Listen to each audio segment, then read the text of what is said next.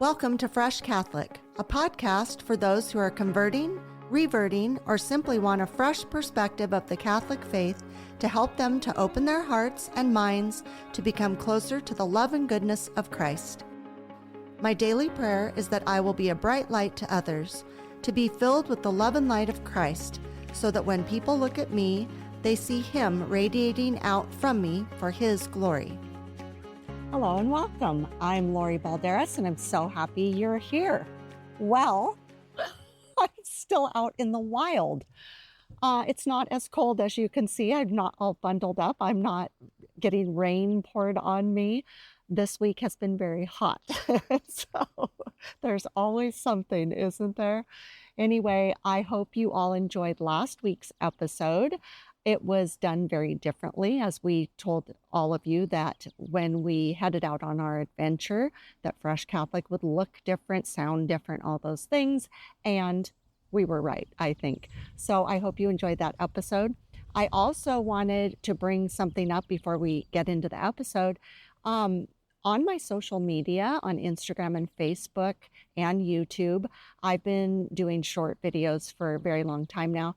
And this is the time of the year where it's Fresh Catholic 40 and it's 40 days of Lent. But I kind of did it a little bit differently this year, and I'm calling it More and Less.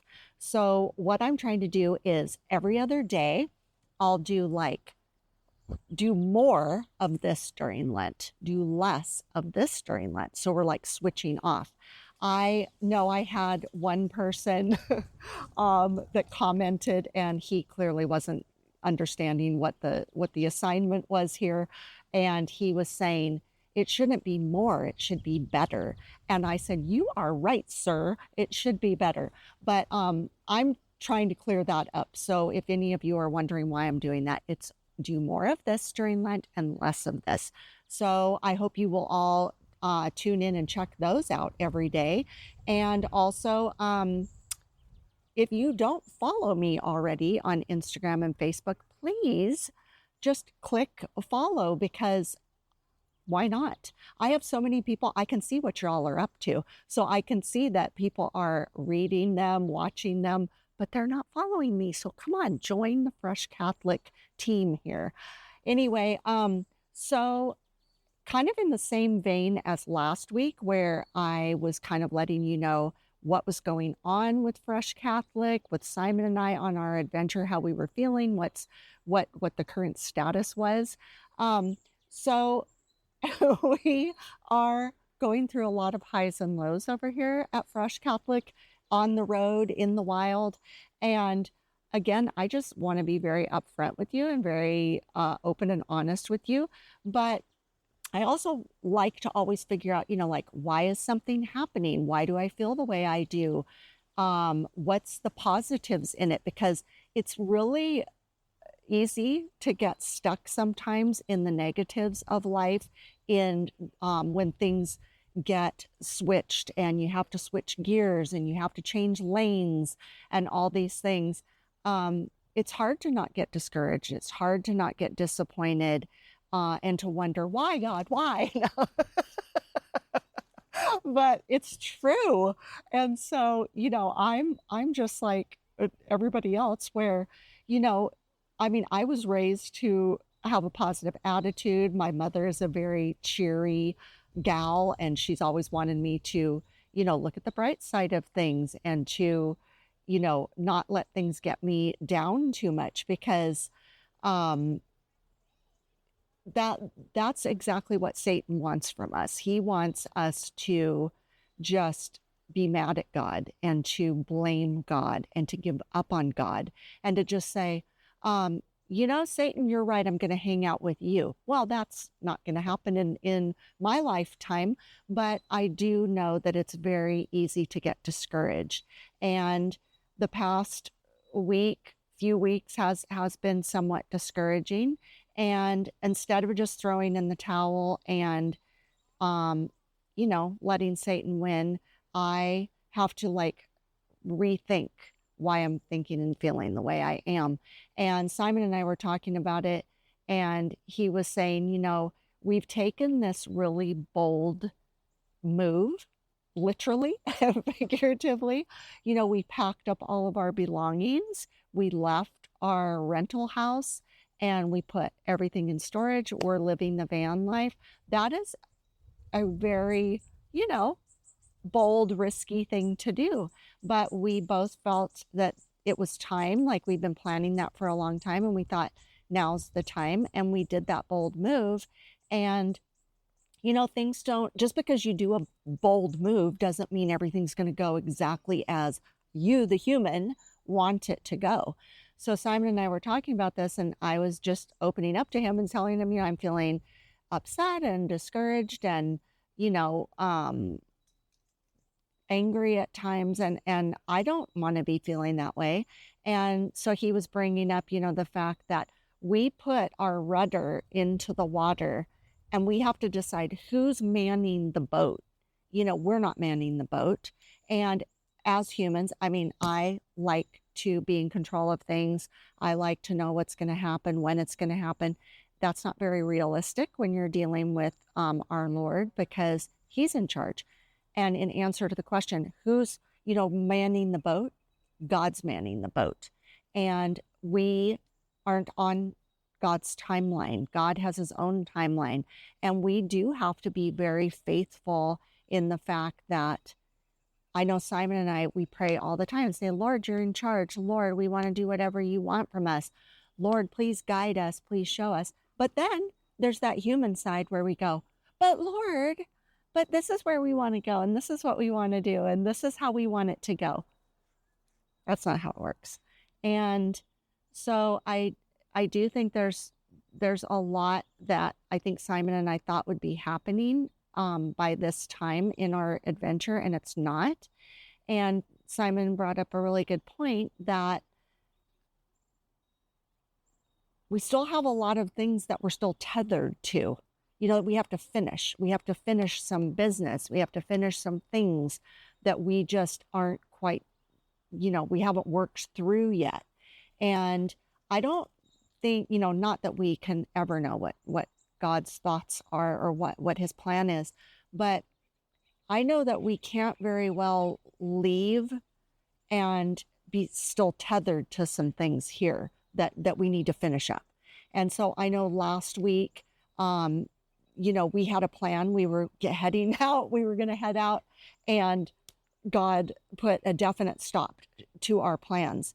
And we have learned enough where it's like, when something is very like, where we go, oh, well, we're just definitely not going anywhere. There's no wiggle room. There's no like, well, we could. Last week, you know, we were getting ready to head out. There was all that storm going on, and our battery went dead. So we were definitely not going anywhere with a dead battery. And interestingly enough, we called AAA. Thank God for AAA. Our tow truck driver guy came out to change our battery, and in the pouring rain, you know, and like, if you want to look at positive things, when he came, the rain stopped. He was able to like do this, you know, check out our battery in the pouring rain, in the gusty winds. And he figured out that the battery was actually fine and somewhat new. And that was news to us, because we were like, oh, okay. And he thought, it's actually fine. It's something else is the problem. But he got us up and running. And what was kind of a cool thing that happened in that moment was he made some comment about, he said, I just have to be honest with you. Your battery is fine.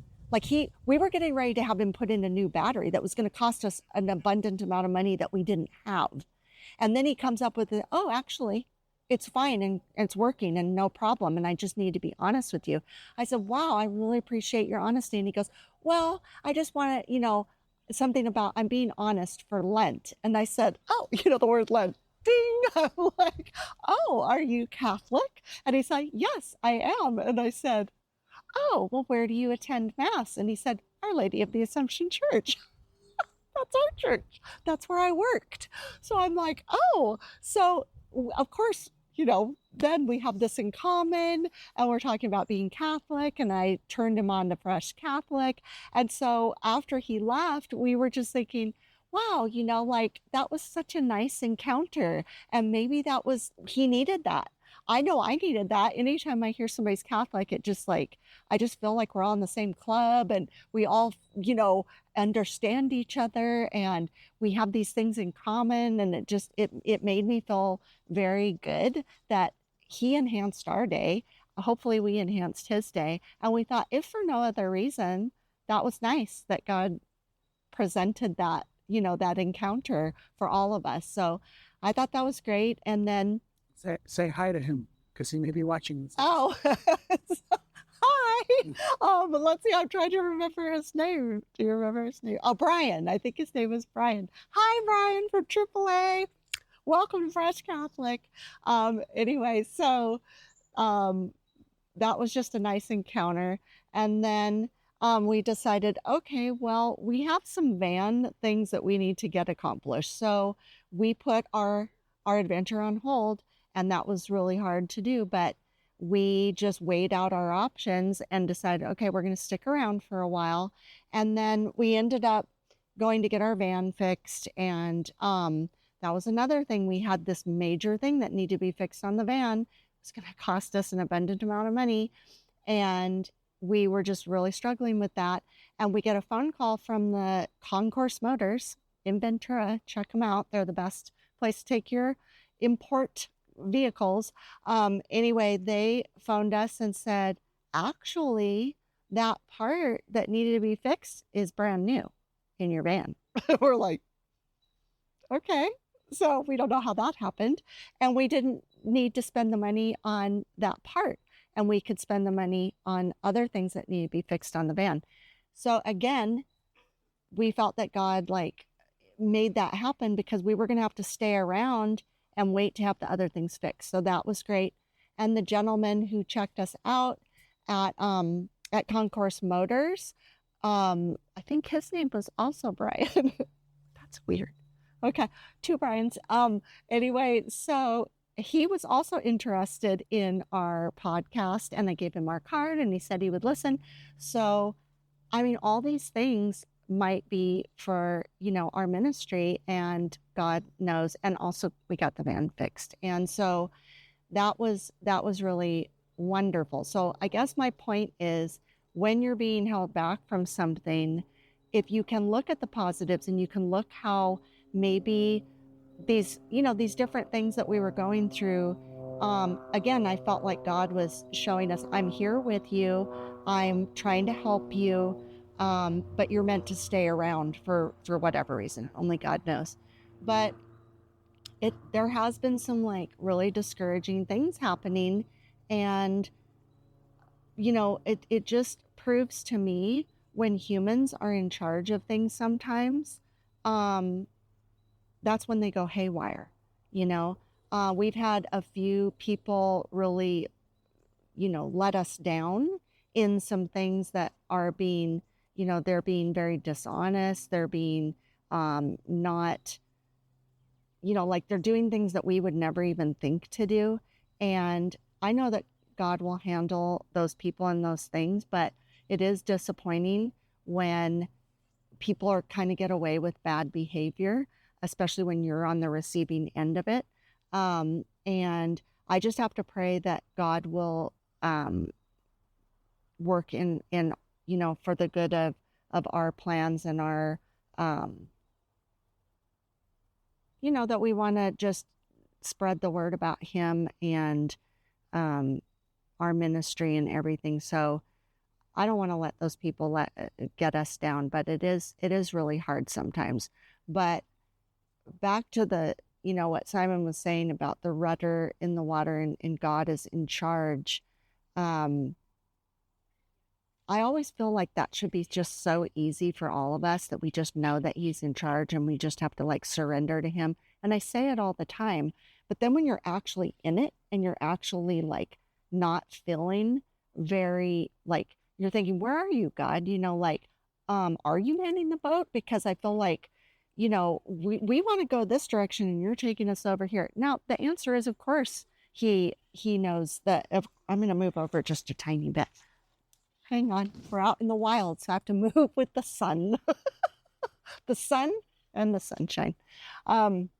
Anyway, we just, we do have to really trust him. And sometimes when you're in the middle of it, and you're feeling like the boat isn't, he is of course manning it, but sometimes it feels like, he's missing for a moment or whatever. That is really hard and troubling. And Simon and I were talking about, the different things we're going through. We're living in our van. We're having to deal with the everyday survival of that. And there's a lot about it that I really love. I like that it's more simple. There's not as much admin to the day, even though the things that we're doing are harder than they were at the house. Like washing dishes is an ordeal, cooking is an ordeal, just getting things set up and put away and all these things. Even though it's a small space, it's very cramped. And I do like small spaces, but it's challenging at times. So, just trying to make all that work and have a positive attitude about it. I'm not struggling with that as much as the things of, money is an issue. Money's always an issue. Just like I say, we're kind of finishing up some projects and things that need to get accomplished. And so that's kind of putting off, our creative part, especially for Simon. Simon would like to be out photographing and writing and creating, and he hasn't been able to do that yet. And so that's really a struggle for him, and it's making him very sad and grumpy at times. And,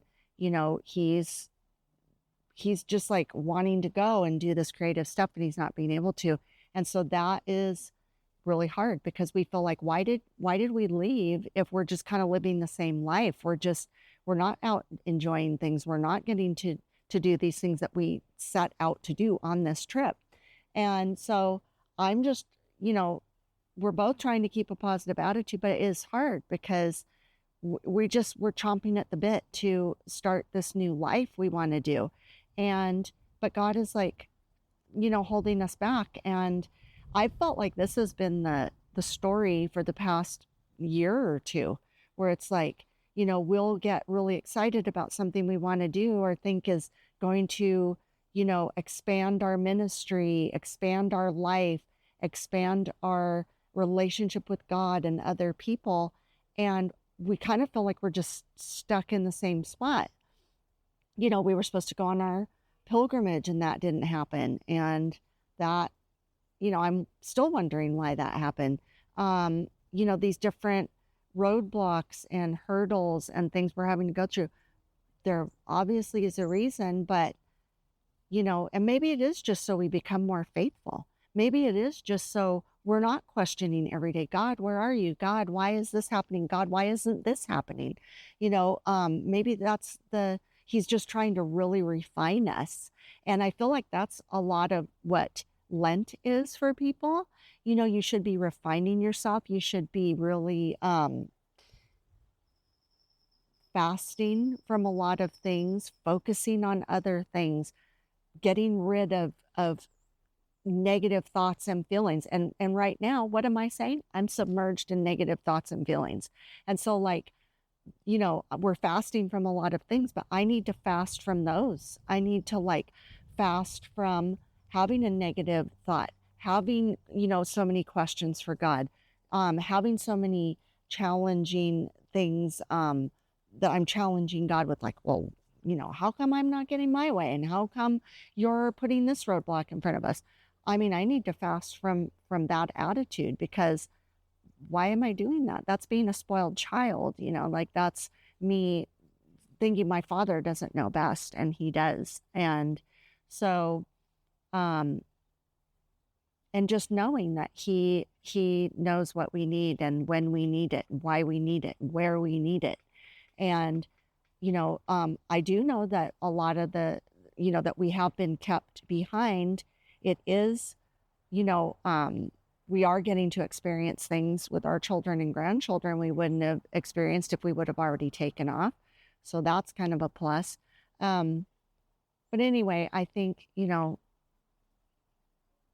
I do think a lot of us fall into this problem of, wanting our way and not trusting enough in the Lord. So I'm the first to admit it.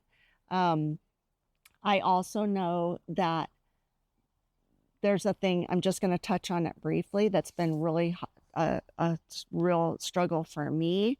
And again, I know there's going to be an outcome because God is just. And this is really upsetting, but my daughter, she was attacked a little over a year ago and almost killed and almost left, my grandchildren with a mother. And my daughter's just such a beautiful person. She was attacked unnecessarily. And she's been going through the process in the courts and having to be subjected to, dealing with just the ramifications of what happened. And her children have had to deal with this, and they're all in therapy. And the justice system really failed her. And the person who attacked her, he didn't get in trouble at all. And he basically got on probation, and he's out, to just terrorize other people, which he's already done prior to her attack. And it's really hard to, our justice system is just... We'll be right back. What does it mean to live a life of faith? What does it mean to live as a Catholic Christian? Hi, this is Bishop Kevin Sweeney, host of the podcast Beyond the Beacon. Join me as we unravel and discuss the mysteries of our faith, of the church, of living as Catholic Christians. Be inspired by engaging interviews with priests and seminarians, deacons, religious, women and men who live the life of faith day by day here in our Diocese of Patterson, in food pantries and classrooms and parishes and ministry. How is God working in their lives today? How is God working in our lives? Join me as I ask them and be part of the conversation on Beyond the Beacon. Listen and follow Beyond the Beacon wherever you get your podcasts, or watch it on my YouTube channel. Please check the show notes for more details. Thank you and God bless you. Just allowing things to happen that shouldn't be happening. And it's really hard to watch my daughter and my grandchildren having to suffer from this person. And but I do know that God, I told my daughter, I said, she's so upset, that he didn't have to have a consequence. And I told her that God is a just God, and God will give him the punishment, a better punishment than anybody else could ever give him. And I've been very proud of my daughter that she is trying to work through her all this trauma, and she's only becoming stronger because of it. And she's already a strong woman and very feisty and strong. And this is not going to level her. It's not going to level her children or our family. And I just wanted to say that that's, I think, another reason I'm just struggling, because, I really want justice to be served for people who are hurting others. And I don't like the current way that our world is allowing criminals to just roam free. It's not a good message, and it doesn't make people feel safe. And so I just think that's another thing I'm struggling with, is I am trusting God, but my daughter isn't religious, and I'm trying to just teach her that it's going to be okay. And she knows I pray for her, and that a lot of people are praying for her. But I think that's another reason I'm kind of struggling at this point. It's hard for me to watch my husband suffering. It's hard for me to watch my daughter and my grandchildren suffer. But I know God's gonna take care of everything. So it wouldn't be a Fresh Catholic episode if I don't cry. Anyway, but on another interesting note, one of the things that I'm that I am getting ready and I'm already working on is I'm working on a book called Chapters, and it's on the different chapters of my life, and it's every decade. And I kept saying I was going into my 6th chapter, but that's not true. I'm going into my 7th chapter. And so I started writing the outline of this book this week, and I was telling Simon, that this time of our life feels like a huge struggle. Like I feel like the whole time I've been with Simon, with this, it's been a struggle. There's all these struggles, and he brought up a really good point. And when we're feeling down like this, or when we're feeling like, where are you, God, and are you manning the boat? Simon was saying, when you go back and look at past things, because Simon and I have been through very traumatic, I'm not laughing because it's funny, very traumatic things in our life, just horrific things that have happened to ourselves, our children, our grandchildren. It's been, that's life, right? But ours seems like it's had like really traumatic things. And he was saying, when you go back and look at those things, it's interesting because you look back at them, you recognize what was going on, you recognize what you went through, how you made it through, and you're looking back at it and you made it through, right?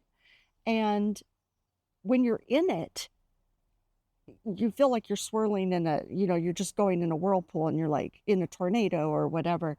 But when you look back and you go, oh, that's why that happened. Oh, that person came into my life at that moment. Oh, that person left my life at that moment. Oh, that's when my life changed. That's when I had an epiphany. And, you look back with such 2020 vision, but when you're in it, you are saying, where are you, God? What's going on? Why are you taking me down this path? And so that did give me, some better clarity. That did give me more hope, because I was not feeling very hopeful today. I was I've been really struggling with just like, I just want to be sure that we're doing the right thing, and that this is leading us in the right direction, and that this is going to be for the benefit of the kingdom and ourselves and our family and the people around us and people we don't even know. But that was really interesting that he brought that up in the time when I'm writing this book. And I'm looking back, because I told them I'm easily writing this. It's like really easy, because I'm looking back and going, oh yeah, I totally remember how I felt, who was involved, what was good and bad, and how did I come out of it? What lessons did I learn? How does that benefit other people? So I am kind of shamelessly plugging my book at one moment, but I'm also, one of the reasons I'm writing the book is there will be a section in the back of each chapter for you to write your notes, because I'm going to start the chapter with my notes, and in the chapter, and you put your notes. And I think it's a good exercise and a good lesson to go back and go, how old was I? Who were the main players in my life at that moment? What were my favorite things? What were my interests? What were my hobbies? What were the best moments? What were the traumas happening?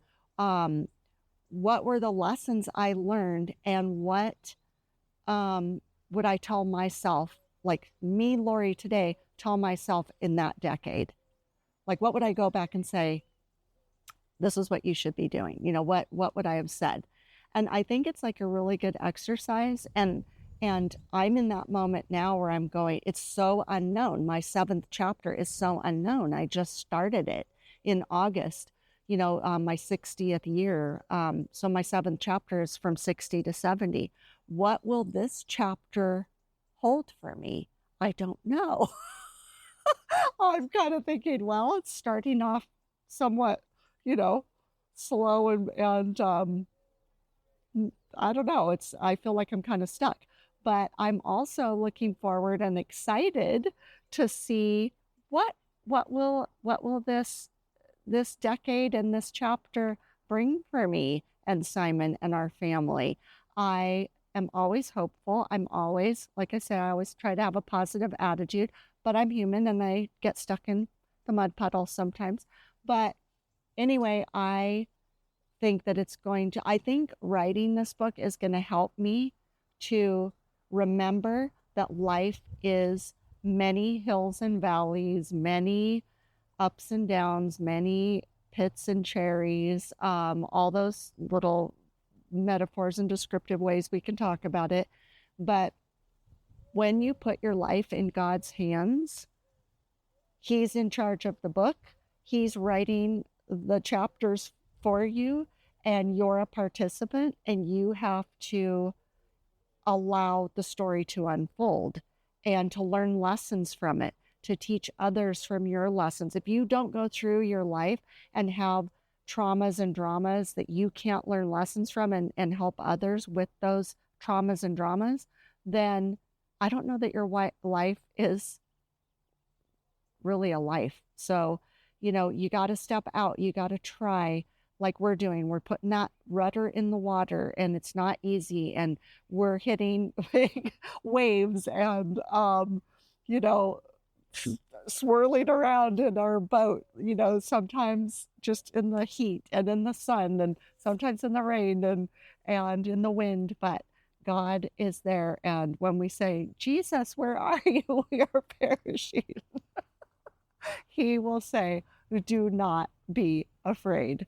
So with that, I hope you've enjoyed this episode.